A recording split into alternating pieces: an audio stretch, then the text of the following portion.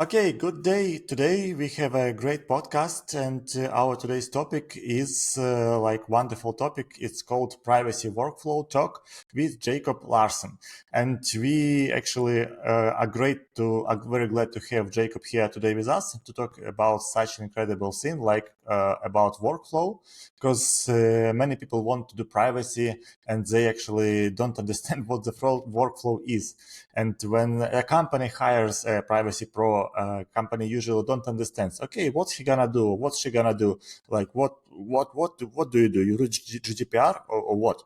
Okay, so today with me is my co-host Kate. Hello, Kate. Hello, and Jacob. We welcome you very much on our podcast. Thank you very much. Okay, so Jacob, tell our listeners about yourself. I know that you are a partner at Wired Relations. It sounds like wired sometimes, maybe a little bit. So, what do you do? Yeah, just very, very briefly. Yeah, my name is Jacob Larsen, and I work with Wired Relations. We are a European privacy tech company based in Copenhagen in Denmark. So we basically make a privacy software tool for GDPR and information security. And my role here is talking to the market about data protection and privacy and how businesses and organizations can sort of organize themselves to do good privacy. That's basically what I do. Okay. And maybe before we start talking about, maybe briefly about how you came to this role, maybe you can tell us a little bit what exactly does your privacy solution help with the privacy companies, the privacy departments, maybe? It's it's a privacy tool where we try to integrate all the information that you need to make good decisions and to have good workflows. So basically, it's an overview of vendors and systems and processing activities. You'll put in your incidents. You'll do your risk assessments. You'll do your vendor audits. All of it will be done in the system, and so basically, you'll gather all the information that you need to make good privacy decisions. I think we'll talk about it at a later point, but I don't think you can really automate people out of privacy. So it's a tool that basically gives you the information needed to make good decisions. So it's like consulting ERP for me. Something like this. We're not, yeah, we're not consulting. We're Huh. basically just we're providing a system to support those who make the actual decisions. Okay, so let's start with our first official question, of course. Kate, maybe you will start. Yeah, sure. So you're working in privacy, of course. And what is your typical day is like? What do you do day by day? Well, I don't have typical days, but my main responsibilities, as I said, is basically trying to. I'm talking a lot to practitioners and also experts on the organization and the workflows of privacy organizations. So I have a lot of discussions with people on how they do vendor assessments in practice, how they do risk assessment, because I am sort of responsible for trying to figure out what are best practices like, so that we can support that in our system. So a lot of talking, a lot of a lot of thinking, and a lot of writing down what I experience and think. So I do quite a lot of a lot of talking and thinking and writing. So, and during that talking, you make some kind of privacy people surveys and try to analyze what they do. And Yeah. how did you come to doing such stuff? What was your professional journey in briefly? I ended up in privacy by twists and turns. To be honest, I have a very mixed background. But basically, I've been doing three things. So I've been doing law. I have a law degree. I've also worked in compliance in a financial institution. I've also worked with employment law and stuff. But so basically, a background there. But I've actually worked most in politics and communications. I started my career in a political party, and I've also worked with lobbyism and public relations through that. So I've worked with law before it was adopted, trying to affect. Yeah, I've been lobbying, basically trying to make sure that the legal regulation was according to what my customers thought it should be. And then the third sort of thing that I've been doing is I've been coaching and teaching, mostly in my spare time. I'm a boxing coach, but for about 3 years, I made it my living. 4 years, I made it my living to teach people how to do coaching and team coaching, and all of that is sort of coming together now that I joined Wired Relations like 3 years ago. So now I try to bring my communication skills and my people skills to data protection and privacy. So a bit of a twist and turn. I haven't been in privacy for ages, just since Well, I 18, think 19. Most of us came to privacy in 2018 because of one reason. Lots of us did. Yeah. So do you like privacy? I do. I think it's very. I'm very motivated to do things. I think that the fact that businesses take responsibility to protect what I consider a basic human rights. That's very. It's a big motivation for me. When people ask me what I do, I sometimes say that I try to help create a human society, a society in which we can be. I mean, real humans. We can be private. We can meet each other. We can not be manipulated by others and stuff like that. I think that's basically what we're working with in privacy, and that to me is a big motivation. It's like on a way to privacy utopia. Maybe someday we'll get like a dream job, when you're back in law school and you decided you'll be doing something great, and finally you have the chance not to do just corporate, but engage with code, for example, and exactly. impact how it physically affects us. Yeah, exactly. So, if you are working with privacy tech, how does it help a privacy professional navigate all the tasks? Because you know that when you are doing GDPR compliance, it requires you to do a lot of stuff. Yeah. Meaning documentation, awareness trainings, all the talks with stakeholders, vendor assessments. It's just too much of a job for one. It also usually requires a group effort, and by group we usually mean engineers who create stuff for us. So how privacy tech can help us? I think it's important to say that no privacy tool can make privacy and data protection go away.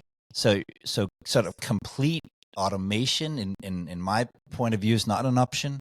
I don't even think it's desirable that it should be fully automated, because there's such a huge element of discretion and ethical thinking in all of this, and it should be there. So I, for one, would sort of want businesses to actually think about how they collect and use information about me. So what I think privacy management software can do is sort of support and partly automate the actual processes that goes on in a privacy department. And let's take, you mentioned vendor management. Let's take that as an example. Vendor management it's a huge part of modern privacy practices. Hackers get in through other systems.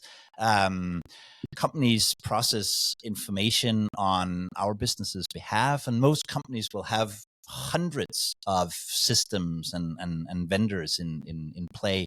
However, the privacy departments rarely have unlimited resources. I think the words I've heard the least when I talk to privacy practitioners is, yeah, sure, we have enough money and there's enough of us in the department. We very rarely hear that, to be honest. So the job to be done as a privacy professional when it comes to vendor management, for instance, is to spend your resources doing the right things when it comes to it. It's focusing on the most important vendors. It's doing the most important audits, and that's where I think privacy tech can help. One, we need an overview of our systems and vendors, but we also need to know which processing activities they are included in. We need to have our risk assessments connected, so that we, instead of looking at maybe 200 systems when we do vendor assessments, we can actually concentrate on those 10 that are most important, that are most risky, where we process most information. But we need an overview to be able to do that. Otherwise, we'll just like crazy doing assessments on everything. The second one is that often privacy is not sort of the only part of the organization that is interested in the vendors. We have information security. Maybe they're in the IT department or somewhere else, and they will also be doing vendor assessments. We might as well have a system where we can work together so that we can help make the audit only once and get all the information all at once. And the third part of that is that normally privacy it's not the system owner. So we need to maybe collaborate with the system owners when we do these assessments. So we need a tool where we can delegate tasks to system owners to do some sort of a vendor assessment for us. So I think what privacy tech can do is help us prioritize better. It can help us collaborate better, and it can automate parts of the heavy administrative workload. I think that's what we can do. We can't take everything and just push a button and that's privacy for you. I don't think we'll get there, and we shouldn't get there. Yeah, so like you press like a button privacy, now you're in compliance. Of course, yeah. That'll probably never happen. Being in compliance is not really a thing, is it? Yeah, yeah. So yes, I agree with you that it's really important to have some kind of helicopter view, and I think that privacy tech, privacy ERP system, management systems can help you with that. Because if you don't understand the whole landscape, the whole picture, you just can do nothing. You cannot manage it, and that's it. Yes. That's, on the other hand, we sometimes have possible like clients that tell us, okay, I will choose that privacy tech vendor, and I will be in compliance. So I don't need you as like privacy consultants and lawyers. Like, okay, if you think so, good luck then to your users' data. So on the other hand, some clients, some managers, they see it like GDPR compliance, privacy compliance, like a process log. Okay, we will make audit, then we will make privacy documents, then we will put it in the table, then we will close the table, then we will have GDPR compliance. Yeah. And that's not a really good thing for their customers. So how can privacy tech solutions provide customers like clients, B2B clients, with a feeling that privacy compliance is like ongoing process, not just one thing done? How can privacy tech solutions help with that daily management maybe? Yeah. I think the answer to that is structure and collaboration. I think the reason why we often see it as a project, or some will see it as a project, is that we are in a field that is not that old. everybody came to this in 2018. I know that there were data protection laws before that, but a lot of us have come to it, and the organizations came to it in 2018 and in the years after that.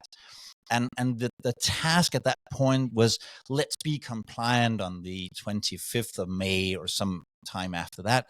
And that's why I think a lot of us, myself included, by the way, we just wanted to get this done. We wanted to get over the hill.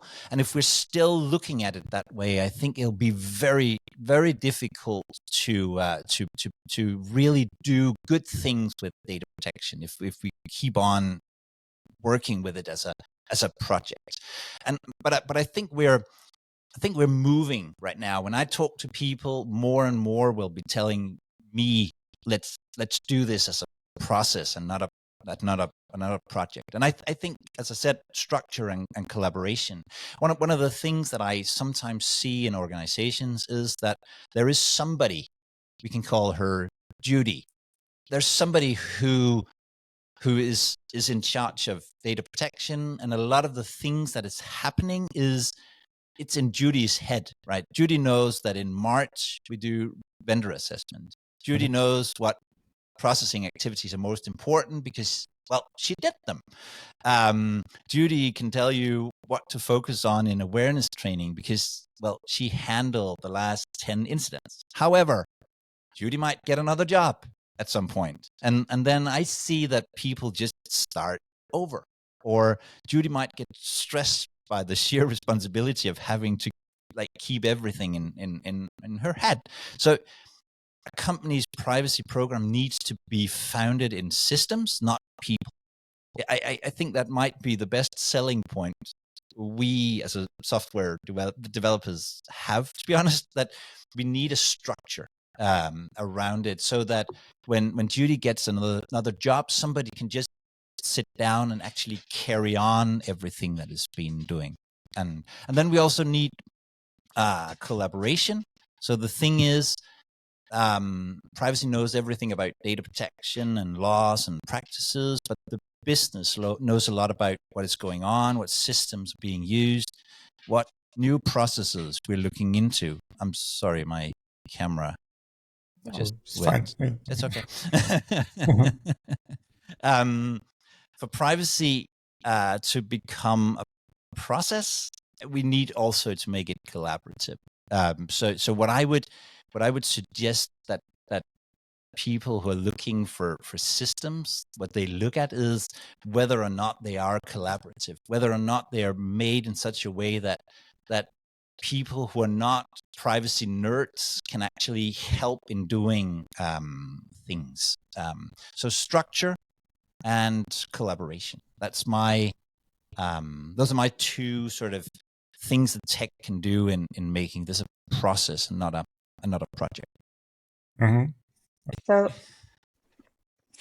let's talk about something personal here, because collaborative thing is something that lawyers do rarely because it requires such a big hit to your ego, as I'm a professional, I can do everything, I don't need anyone. So if I'm usually privacy lawyers working in-house departments of one, when they only have, for example, a general legal counsel and that's all. So it is interesting for me because when you're working in privacy, it requires a lot of talking and requires a lot of understanding of the things you're not trained for. For example, software. Rarely a legal professional has a solid understanding how software really works, how it is built, how it operates, what is network, what is cookies, basically. It's not something that we come in the profession with. It's something that we need to adapt and understand that, yes, I don't understand this thing. Please explain to me. And what inspired you to participate in developing privacy workflow tools? Because I see the privacy tech in general as a reason to come to your engineers and say that, okay, we have this new system. I need your help with understanding it and using it in a way that doesn't hurt your ego as a newly appointed data protection officer, for example. Yeah. So what are your personal experiences in building such tools? Mm-hmm. To me, it's really simple. When when GDPR came into force in 2018, I was responsible for compliance in a small financial institution, and we tried to do our compliance processes in Excel spreadsheets, and it was just a nightmare. It has no structure. You lose overview. It's almost impossible to collaborate with anybody using spreadsheets. And I think I truly believe that privacy it's not a legal discipline as such. I mean, there's a lot of legal stuff in it, but it's not casework.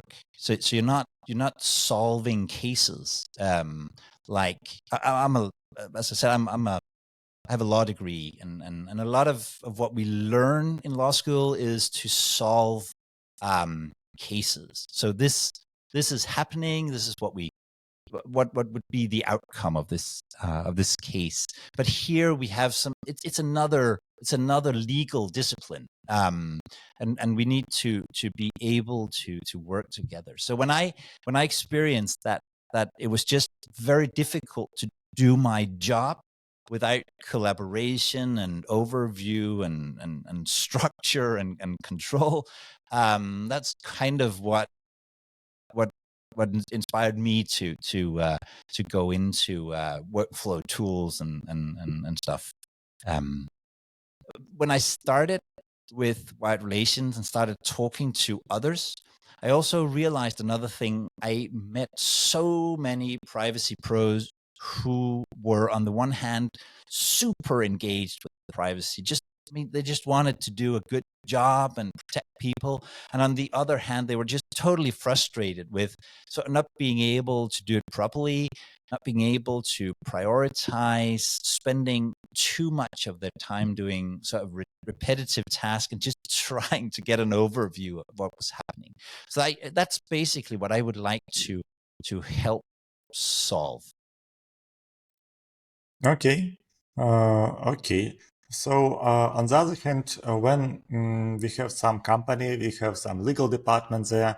Maybe they don't have even privacy department. They may have some privacy lawyer that has about 20% of his or her work to deal with privacy, like read if anything new on GDPR is, and communicate it to our 2 million clients, which data we have. And it's hard for him or her actually to maintain it, and maybe the outsource help may start with implementing understandable privacy workflow. So maybe there are some steps for our listeners to start with. For instance, like, okay, understand who you are and move on. Can you make some recommendations on these ways to implement privacy workflow? Yeah, I think my top advice really is that you should make sure that the tool you choose supports the workflow you want and not the other way around.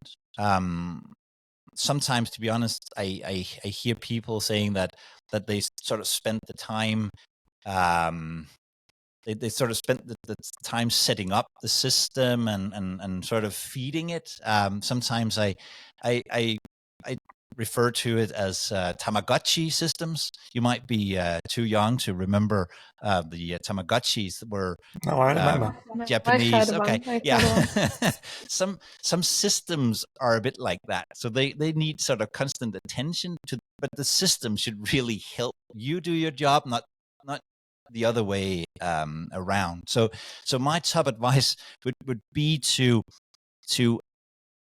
tell the provider what you're actually doing, to really push the provider to show you how his or her system can help you do what you want to do.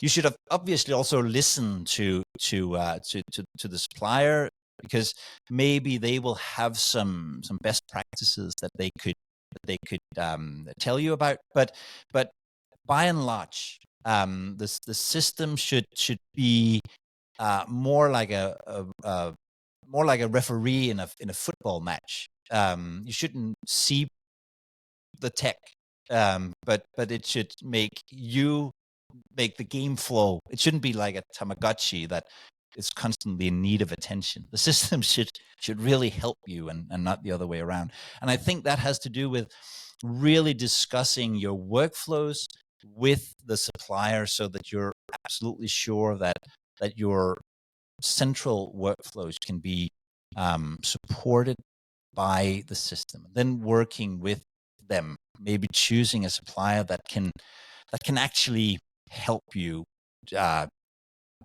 get it implemented properly. Yeah, good advice. Thanks. Yeah, but okay, which shows that we need a system that, well, needs constant attention to it. We have a system that can cover and help with all the routine tasks that are mundane. For example, something that you must do, for example, legal impact assessments. They're usually very, very non-spicy. Sometimes you're just doing stuff almost automatically without even thinking, just doing balancing checks and so on and so on. And sometimes in small teams, for example, or middle-sized companies, people decide that we don't need a specialized data protection lawyer, for example. We can just ask one of our junior lawyer professionals, maybe somebody from our information security department to manage everything. So you have the software, please do whatever it takes to make us GDPR compliant. Is it the right approach? Are there any challenges or, for example, advantages in taking this approach? What do you think? As I think I said before, privacy management tools do not make privacy go away. I really think you need experienced people to lead and manage the program. Privacy is too important to not have it founded in the organization. So I really think you should have people who are dedicated to doing that. To work with the privacy program. Internally, I don't think it necessarily has to be doesn't necessarily have to be a lawyer, but you would probably, especially in smaller organizations where you can't have like 10 people working with privacy, I think you probably also need often external advice from time to time on specific issues. In my point of view, the best possible setup is that your privacy program is sort of founded in a good structure. It can be a system. It could also be some ingenious spreadsheets, but a system might be easier. It should be a program that is sort of that management has bought into. Then you should have some people internally working on it, and then an option or an opportunity to have people from the outside come in and inspire you and help you. I think that's the perfect setup. Somebody who is dedicated to actually working on the program. Yeah. But we need privacy pros. I mean, it doesn't necessarily have to be.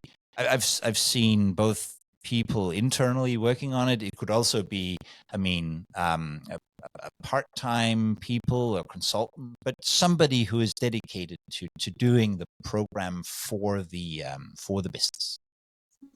Somebody who knows how job is done. Yeah, exactly. Somebody you can come to and ask if anything is in your field for you.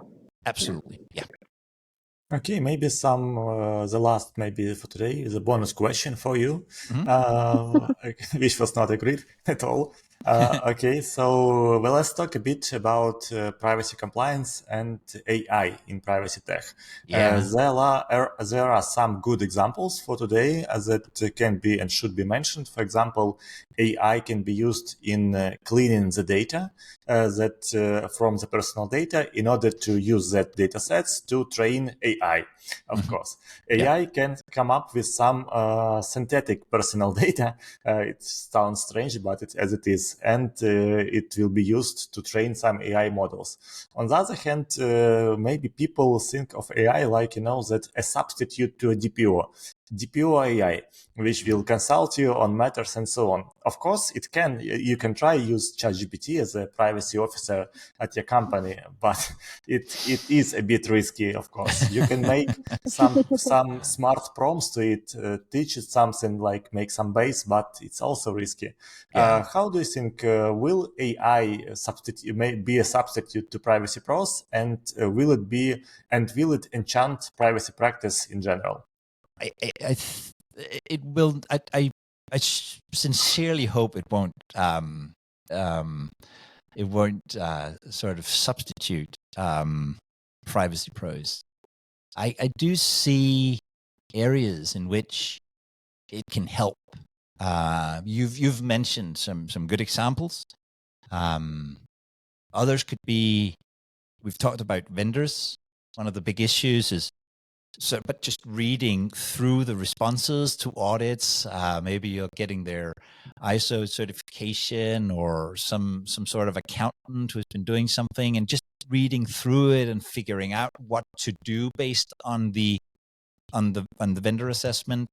I think AI will be able to help in that respect, and by summarizing things and pulling out the right things to do. On risk assessments, again, they're notoriously difficult to do. Pretty sure we'll be able to support those decisions as well. I mean, collecting and structuring information from various sources. However, I think, as it is now, I mean, AI is a bit like articles in newspapers. If you know something about the topic, you can see that the journalist got it wrong, and if you don't, you think everything is right. And I think AI is a bit like, I mean, if I ask an AI a question that I know the answer to, I can see that it got it 80% right, but I'll still need to look into it. But if I don't know the answer to the question, I'll think, oh man, it looks totally correct. So I think AI will be, at least for the near future, it'll be a supporter, and I can see many uses that will. I think privacy pros are a shortage. I mean, you can't get enough people. Your resources are always limited in companies. So if we can get help doing more good work, I mean, more thinking work, instead of administrative tasks and repetitive tasks, I think that's where AI can help most right now. Okay, thank you very much. That's a really great answer. And that's it for today, maybe. We had a great talk about this privacy workflows, about the role of privacy tech in the privacy industry in general, a bit about AI, and we talked about a human touch that is still needed in order to make privacy compliance alive, and really a benefit for a company that builds trust with its users, which is really becomes more and more important, not the perspectives of getting fines as a fear, but a tool a mean to build trust. Okay, thank you very much. That was Privacy Chronicles podcast. We had Jacob Larsen here today, and Kate as my co-host, and me, of course. Okay, thank you very much. Subscribe on our channel, push the buttons, and have fun. Thank you. Thank you very much. Stay